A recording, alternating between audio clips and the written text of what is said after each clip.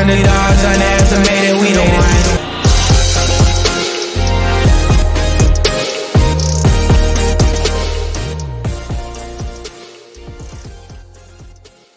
Welcome back to the Underdogs podcast. It is almost July.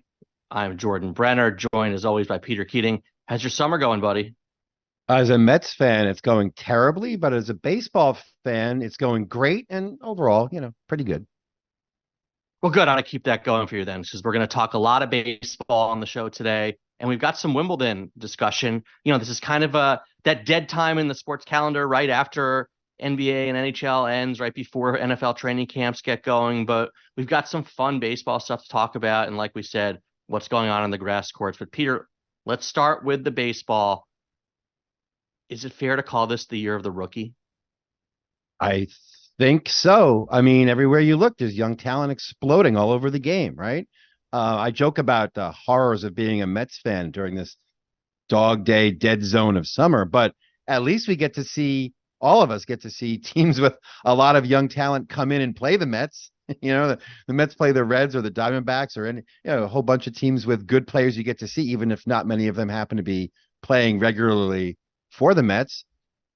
So yeah, there's talent exploding all over the place, Jordan. Usually we're lucky to get 2 or 3 rookies capable of posting, let's call them really solid, high-level all-star seasons. Let's say 5 wins above replacement. Jordan, there's going to be regression to the mean. There's going to be ups and downs. A lot of guys got late starts, but there's something like 20 rookies this year on pace to produce that level of all-star season prorated to a full season. It's remarkable. It's happening American League, National League, all divisions. It's happening everywhere, and it's fairly fun. It's incredible. It's incredible stuff to watch. First, the Rookie of the Year awards in both leagues are really interesting. It's something you can bet on. It's something we can forecast. And then I want to talk about what that means for the game. So let's run down a few odds first, if you don't mind. Let's start in the American League, okay? Right now, Josh Young is the favorite. He's at plus 170. You've got Masataka Yoshida checking in at plus 250. Gunnar Henderson at plus 500. Hunter Brown plus 1,000. Taj Bradley plus 2,500. And then you've got a bunch of other guys, a Tanner Bybee, a Bryce Miller, some other interesting guys, longer shots than that. Let me ask you first, is there a long shot, someone other than, say, Young or Yoshida, who are both inside plus 250, who you think is deserving at this point, or someone you'd be willing to bank on going forward to bet on? Well, I'd name Hunter Brown for both, because sooner or later people are going to realize that the Houston Astros, with all of their injuries, everything they've been kind of finagling around to try to make up for the bad starts of players like Jose Abreu, still doing really well. Why? Because they can lose someone like Luis Garcia, right? Or for that matter, Verlander. And Hunter Brown has stepped right in, 97 strikeouts in 87 innings. He's an anchor of that rotation. He pitches like he's a 10-year veteran. I think people are kind of overlooking his huge impact on a team that's still pretty damn good. So plus 1,000, give me Hunter Brown, because at the end of the season, people are going to look around and say, why is this team winning again? Finally going to realize, because this guy's been really good all season long. Yeah, I am with you on Brown. He's got a 3.62 ERA, a 1.2 WHIP. He's got 97 strikeouts in 87 innings. It's not that Young and Yoshida are absolutely producing numbers. We're going to talk about that in the National League in a second. And Gunnar Henderson's got like barely 800 OPS. So I like the odds you get there. Let's talk about the National League for a second. That's the really cool race, right? So you've got Corbin Carroll right now is a heavy favorite. He's got it minus 450 odds. The Diamondbacks rookie outfielder. He's been great. He's produced 3.8 WAR already. He's batting 293, 370 on base, 568 slugging, 17 home runs. He's fast. He's exciting. He's fun, and he's been there from the start of the year. But here's the thing, Jordan, he's the best player on a division-leading team. What do you call that? You call that a Hall of Fame season, right? He almost has 4 WAR right now. He's been good the whole time. But as you by the way, say, well, wait. Yeah, you said he's on a division-leading team, right? Who rejected the Diamondbacks to be leading their division at some point? I think you're a big Arizona fan, just as I've been a big Cincinnati fan all season long, and the Reds are another team plugging in rookie after rookie after rookie. What's interesting is Corbin Carroll's counting stats are going to be up there, right? Because he's been there from day one. But you have all sorts of players in the National League who've come up basically on a weekly basis, right? It's crazy. Someone else jumps into this every week. So let me run through some odds really quick, and then we'll talk about who can jump in, okay? You've got your favorite player in the history of baseball, Ellie De La Cruz, who came up, what, a month ago? I said he was going to be the rookie of he was the most likely player not right in the major leagues to be rookie of the year. Now he's plus 600 to win rookie of the year. Right. Yes, he's plus 600. He's already vaulted into second behind Carroll. Yuri Perez, Miami Marlins, did not start the season with the team either. He's been as good a pitcher as there been in baseball. 1.34 ERA, a whip below 1. He's 5-1, more strikeouts than innings pitched. He's at plus 4,000. Matt McClain, teammate of Ellie De La Cruz, arguably doing even better. He's batting .321 with a .929 OPS, 1.7 more. He's plus 6,500. You got guys like Francisco Alvarez, a catcher with 12 home runs already at plus 8,000. Andrew Abbott has come up for the Reds pitching. He's been unbelievable. Plus 8,000. Bobby Miller plus 8,000. Jordan Walker plus 8,000. On and on and on and on. This list is littered with future stars. So let's it shows you a couple of things. One, in any regular season, Jordan Walker would be a viable rookie of the year candidate, right? I mean, great story. Made the team at 20 years old, got sent down, came back up. Since he's come back out, all he's done is hit. But he's plus 8,000 this year because it's just become a normal thing for like when the Reds summoned Andrew Abbott, there's a headline that said Reds call up another prospect. Like this is just something that happens now. The pipeline is moving these guys. So it's pretty fantastic. I want to issue one huge red flag warning. Okay, Jordan. Is it the smoke coming from the Canadian wildfires again? No, but I think Francisco Alvarez also who would be a fine rookie of the year candidate in any other year. I'm really concerned about his development. I don't know yet, even now, whether the Mets batting averages do I have a tiny violin to play for your poor Met fandom here? Who's gonna develop Francisco Alvarez? Who's gonna say don't swing with a launch angle of 240 degrees every single time you're at the plate? Who's gonna say take a walk every now and then? You know, Pete Alonso and Francisco Lindor, their batting averages on ball and play, I don't know if it's luck or not, but they're around like 215. The Mets are missing all kinds of singles and doubles. This guy is a great enthusiastic player. Often he's the only positive reason to watch that team on defense. You've seen his snap throws to first base. I'm worried Francisco Alvarez is going to get stuck in the mire of that team. You've seen Jordan. All right, two quick things. Hold on a minute. There are teams, the White Sox, the Royals. When was the last time the Royals had an exciting prospect who they nurtured into a better player than he was in the minor leagues, right? When's the last time the White Sox did that? I'm afraid the Mets are falling into that. Like, Jordan, look at Brett Beatty. Look at Mark Vientos. Who's performing for this team? Who's going to develop Francisco Alvarez? We're going to trust him to do it on his own? Okay. Two quick things before I get us back on track. I'm worried, and Jordan. We can stop doing Mets Extra with Howie Rose. I'm worried circa for 1989. Francisco. Okay. I'm worried for Francisco. Okay. First of all, do you hear me whining about Anthony Volpe right now? No. And secondly, you were just complaining that the Mets hit too many singles last year. Alvarez hitting more singles. I want somebody to do something other than be really, really passive at the plate. Jordan, you know that success is about discipline. Wait. Success is about disciplined aggression. What happens to players when they fall off a cliff? Their aggression becomes undisciplined. If you want Francisco Alvarez to become a 28 home run, 160 strikeout a year player, well, maybe that's what he's on track to be even at his best. But I'm not sure. I think he could be even better than what he's shown. I'm concerned about his circumstances. He's moving into the wrong neighborhood, Jordan. He's moved into the wrong neighborhood. Yes. I feel like we used to have a mute button for you. I just wanted to put that out there. Look, let me make for the NL Rookie of the Year really quick, and then I do want to talk some bigger picture stuff with you. Okay, so to me, Yuri Perez at plus 4,000 is a joke. The guy is putting up ridiculous pitching numbers. It's been 9 games. If he stays healthy and makes it through the end of the season, his counting numbers will be fine. So it's just a question of whether you think what he's doing is sustainable. I do. So there shouldn't be that big a spread between Corbin Carroll at minus 450 and Perez at plus 4,000. So give me Perez. I can't, again, as we've talked about, I still can't bet on this stuff in New York where you are. Put a little money on my man Yuri. I feel the same way about Matt McClain. He's got an OPS over 900, as you pointed out. He's playing a crucial position in the field well for a surprise contender.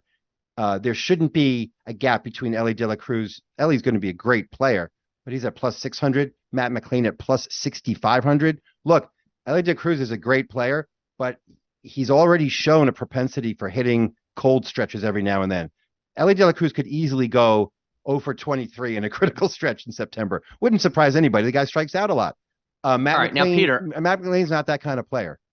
Now, Peter, I think the bigger story is how many guys are producing or at least showing flashes of future production. But the number of guys really, really contributing right away is stunning. And I've got a little bit of a theory, and I want to know if you buy into it, okay? Sure. These players, especially the hitters, are coming up and developing in an era when everybody throws super hard, right? You still have some veterans to this midstream, the way the pitching has changed, the way, everybody's got to hit 100-mile-per-hour fastballs. These guys grew up that way. So are younger players just better prepared to succeed in today's game? Is that why they're doing well right away? Because quite frankly, they're just better than their veteran counterparts right now. Do you think there's anything to that? Yeah, I do. I think two things about that. One is hitting and pitching and any opposites in baseball tend to move in cycles, because when teams are developing great power hitters, the response by other teams is to develop pitchers who can keep the ball in the ballpark, right? So we've had a launch angle revolution, and we've had a drastic increase in maximum velocity of fastballs recently, right? So you are now seeing teams develop players who are fine overall players that can elevate the ball when needed, but have been trained to hit 95-mile-an-hour fastballs basically since they were in high school. Everything goes in cycles, Jordan. If you're really lucky, you get to see like a Ricky Henderson and Tony Gwynn come up at the same time, or a Mike Schmidt and a George Brett, or a Mike Trout and a Bryce Harper, right? Top shelf Hall of Famers who become the leaders of a whole cohort of younger players. Then they age, and at their peak, that's your Hall of Famers, right? Then, as they get older, they get supplanted by the next generation. We're beginning to see that. Like, the greatest players of the last generation are well into their 30s now. They're hitting free agency or are well beyond free agency or dealing with injuries. This is the next crop to come behind. And when you see that, those players always correspond to meeting the strengths of the last generation. I think you're right about that.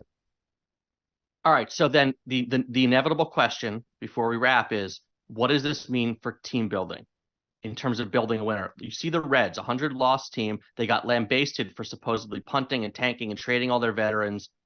All they're doing is bringing up one young player after another who's better than the veterans they replaced. So my question is, going forward, is the model really get young and stay young? What Tampa sort of had to do because they couldn't afford to keep anyone, maybe just you don't want guys who are older than 30.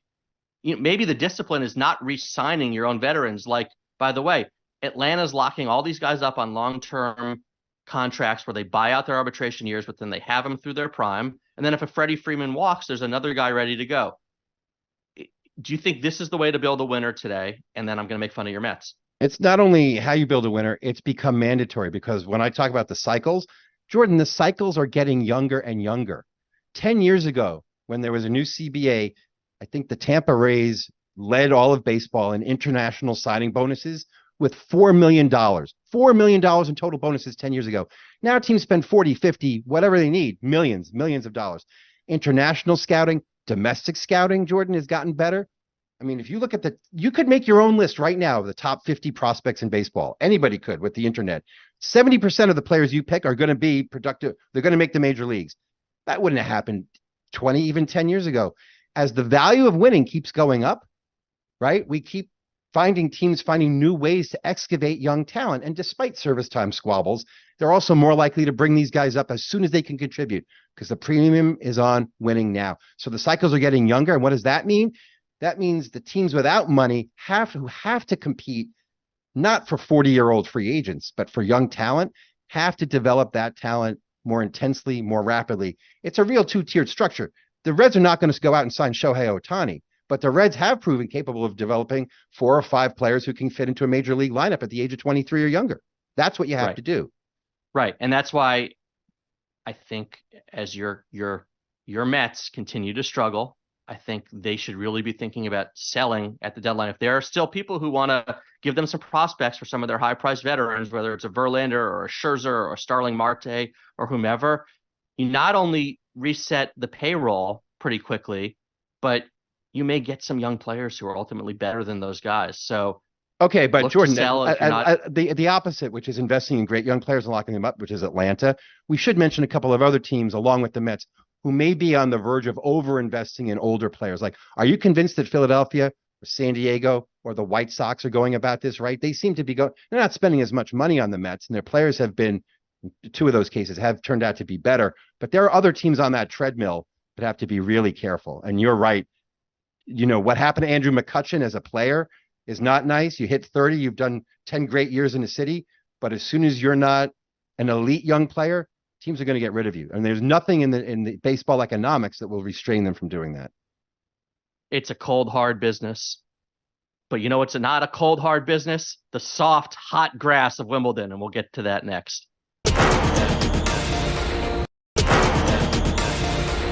Peter, there's nothing like in early July. You're outside running around all day. You come in to get some air conditioning and you throw Wimbledon on the TV. Obviously here on the Underdogs podcast, we are looking for underdog angles into the tournament, which starts on July 3rd. So, Peter, let's talk about long shots. Who's popping up, who you like? Where can I put some money? What's going on with Wimbledon? Like a lot of casual fans, I thought tennis was just joker, right? That what room is there for underdogs? Turns out there's a lot of room for underdogs, Jordan. There's a lot more chaos looking into some of the numbers than I had expected. On the men's side, in the past 10 tournaments, number 1 seed has only won 5 times. There's been a 10 seed or below in the semifinals 11 times over the past 10 tournaments, including the past 9 years in a row. You've got to pick somebody 10 or under as a seed to make the final 4. That's pretty interesting, but it pales in comparison to the women's side. Number 1 seed has only won 3 times in the past 10 tournaments. There's been a 10 seed or below in the semifinals 21 times. So there's a lot of chaos. Unseeded players have made it to the women's semifinals half the time in the last 10 tournaments. So underdog hunting is actually a little more productive and exciting than I had anticipated. Yeah, I think, as you said, comparatively, the men's side has been much like the lines on the court, chalky.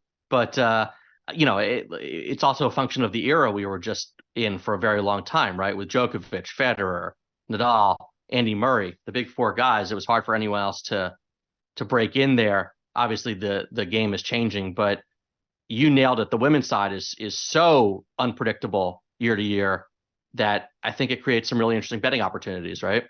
Yeah. And, to find betting opportunities, we're always looking for some kind of statistical anomalies, right? Some kind of arbitrage or leverage, something where the numbers don't look right and you want to know which side of that to exploit. Well, until 2019, Wimbledon seeded its players according to a formula that very heavily weighted how they had performed over the previous 2 years on grass. That makes sense. Wimbledon's on grass. Now it just lines up with the world rankings, right? That's why you see last weekend's results causing a change in the world rankings among the men, flip the 1 and 2 seeds on the men's side, because the world rankings are the Wimbledon seedings, which don't necessarily correspond to how well players play on grass, right? So I think there are 2 kinds of value opportunities. One is players who nobody thinks of as being good on grass, so they're undervalued on the betting lines. It's not exactly clear, I don't think. We think we know what the statistical profile of a good on grass player is supposed to be, but Jordan, all that stuff just corresponds to what makes you a good player in the first place. I mean, it's very hard to come up with a statistical formula to say why you should be better on grass than other surfaces that doesn't just have Djokovic and Carlos Alcaraz as the 2 best players in the world. You know what I mean? Unlike clay, where there are more clear outliers leaving statistical traces. So you should just look at how players have done on grass. Their records on grass are significant, and they don't always correspond to the Wimbledon seedings or their world rankings. That's one. The other, I'll just say, is there are players who are great on grass who nobody thinks of as being good overall anymore for whatever reason. Either they're hurt or they're older or they've just been surpassed by contemporaries. And here they are at Wimbledon with a much better chance to win or at least do well than anywhere else. So let's look at those. Jordan, who do you think is not seen as being good on grass, but still has a great shot? I would start out with Medvedev because he's number 3, right? He's the world 3 in what fans now think of as a 2-guy game on the men's side, right? Or maybe 1 and 1A. He's coming back from a 1-year ban on Russians. And I guess the ban is over because the Russians are out of Ukraine, right? That's all taken care of. That's all over. Oh, no, it's not. Oh, yeah, Well, totally. Whole situation's been settled. Yeah. so I don't know why the ban is over, but Medvedev and his cohorts are back. He's plus 1,600. Jordan, That feels Medvedev, like a weird, those feel like weird odds for the number 3 seed, right? Like you wouldn't expect a top 3 player to have as long odds as plus 1,600 to win, right? I totally agree with that. I think people are paying attention to the fact that he himself says he doesn't like to play on grass, but he's 17-7 on grass over the past 3 years. Eurosport just named him the 4th best player in the world on grass. He's 42-8 this season. Nobody's noticed because I don't think people are paying attention to the Russian players who've come back. Plus 1,600 is really long odds for the number 3 player in the world. And by the way, he has a really good head-to-head. I think he's 5-1 against Djokovic. So where's the downside? What about on the men's side, an even longer shot, an American? Talking about big serving Taylor Fritz. Well, Jordan, I think Taylor Fritz is one of those players you can just see his improvement in the numbers, tracking his improvement against really good opponents. In the last year, he's 3-2 at Grand Slams. He's 11-5 at big tournaments. Has won 60% of his matches on grass lifetime. That number's high over the past 3 years. What's supposed to make you a good, if you look at what's supposed to make you a good grass player, he's won almost 80% of his first serve points. So he's plus 2,800. Give me a couple quick hits on the men's side, either guys you would bet to win or maybe to make the semis, and then we got to get into the women. Look at the other extreme, players who are not highly ranked anymore, but have great lifetime records on grass. Look at Andy Murray. He's 39th in the world. He's not even seeded. But Jordan, he's won almost 80% of his matches on grass lifetime. He's still number 6 in the world on grass, according to ELO ratings derived by stat heads at the Universal Tennis Well, right. site. The big question of Andy Murray is how much does he have left? But he just won 2 warm-up tournaments, so clearly he can still play. Yeah. That, to me, is the biggest thing with Andy. Just keep an eye on Matteo Berrettini. Fans are watching his workouts online because he's been injured. He collapsed in the world rankings. His girlfriend had to deny that they were having too much sex because his fans thought he was actually getting worn out off the court. I don't think that's true. I think it's an abdominal injury. He's 37th in the world. He's unseeded, but he has 80% lifetime match wins on grass. He's a great grass player. If he looks agile online, when you see him online, if he doesn't, he could drop out. Okay. This is a boom bust bet. Hold on. He's plus 5,000. I don't know any more details. You just glossed over you that have to boom look bust it up. situation You very have quickly. to look it up. Yes. Yeah. So are we just gonna let that one go right now? We're gonna let the fans do right. further research on that. All right. You got one more crazy pick, maybe to pick to win or semifinals, and then I want to talk about two players on the women's Jordan, side. I'm looking at Cameron Norrie. He's 13th in the world. He's from the UK. Mm-hmm. His odds have gone way down as people have started paying more attention to other players, but he's won 72% of his matches this year. Those ELO ratings for grass, he's 14th in the world. He's a plus 10,000 long shot. He's a fun guy to keep track of. Is that someone who, if bets to make the quarters are available somewhere, you might want to take a look at? I think anyone other than the top 2 or 3, you want to look at if there are bets to make the quarters or the semis, because the very, very top players are well defined. These guys are all really interesting bets to make the final 8 or the final 4. All right. I want to talk quickly about two players on the women's side. First of all, Madison Keys. She's plus 8,000 to win. It's been a while. She's 25th in the world, but she's a good grass player. She's won 70% of her matches over the last three years. She's just 28. Does she have a she's shot still to just make some 28. noise? She's still just 28 years old. Yes, she has a chance because she has one of the 10 best records among all active players on grass. She's won 70% of her matches lifetime on grass, including 70% over the last 3 years. Don't sleep on her. Again, if you can find bets to make the final 8, final 4, or the quarterfinals, something in there, she's plus 8,000 to win. Well, Peter, thank you once again for serving up a few bets for us to make. And Jordan, you're all aces. You're all aces. all right. Yeah. And we will be back for another week of puns and sports next week